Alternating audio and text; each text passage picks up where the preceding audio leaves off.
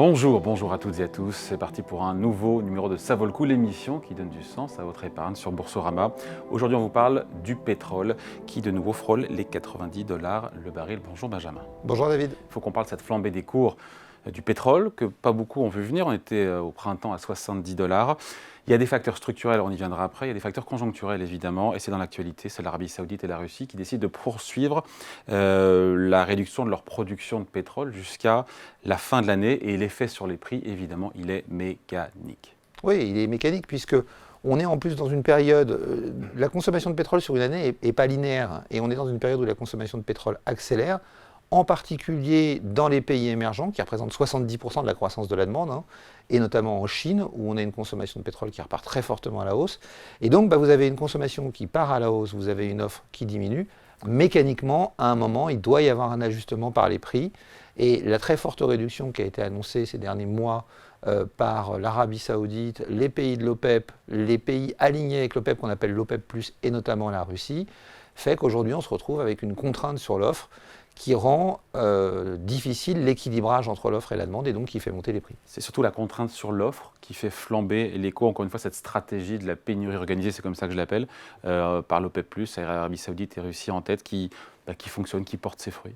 Oui, bien sûr, mais on le voit bien. Plus que la demande, parce qu'on a quand même un ralentissement de la Chine dont on parle, et du monde entier, peut-être un peu moins aux États-Unis. On a beau avoir un ralentissement de la Chine, on a beau avoir des craintes sur l'économie mondiale. Au mois de juin, on a battu un record absolu de consommation de pétrole à 103 millions de barils par jour.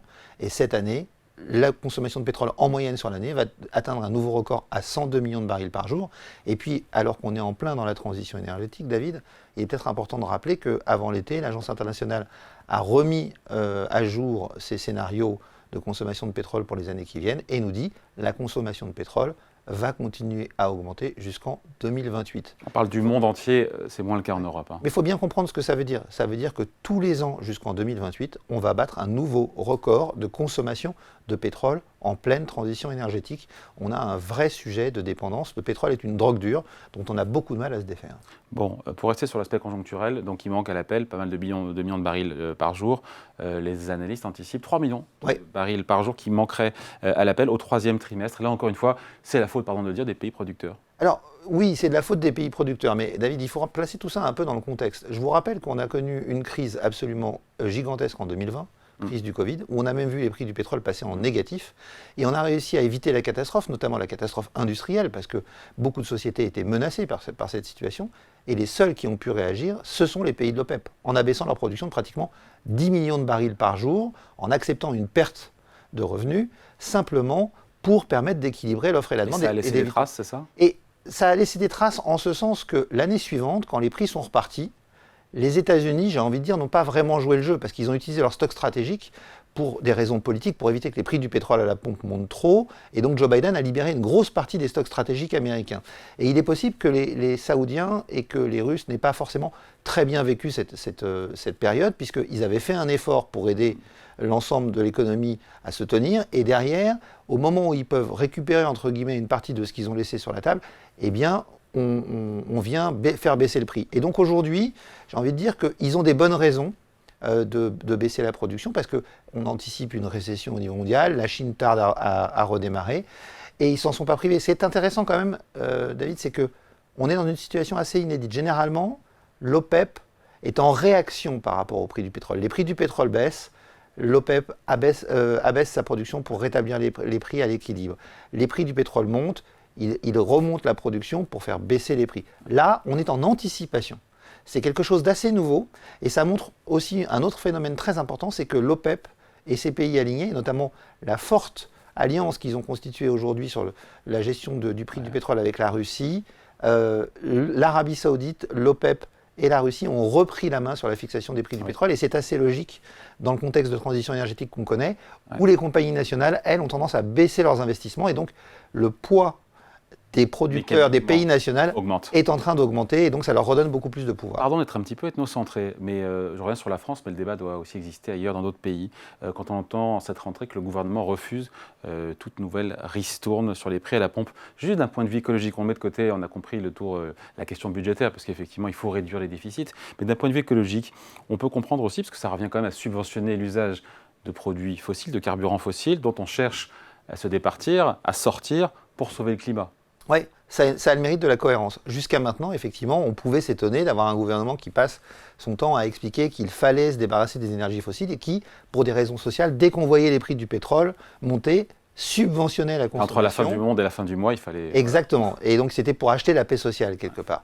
Au moins, ça a le mérite de la cohérence. Maintenant, ça pose un vrai problème. C'est que, compte tenu de la pénurie de pétrole, entre guillemets, qu'on est en train d'organiser à moyen terme en limitant les investissements, alors que les solutions de remplacement ne sont pas encore à l'échelle, eh bien, on risque de se retrouver avec des prix d'énergie qui montent régulièrement. Patrick Pouyanné en a parlé cet été aux rencontres d'Aix. Le prix de l'énergie va sans doute être de plus en plus cher.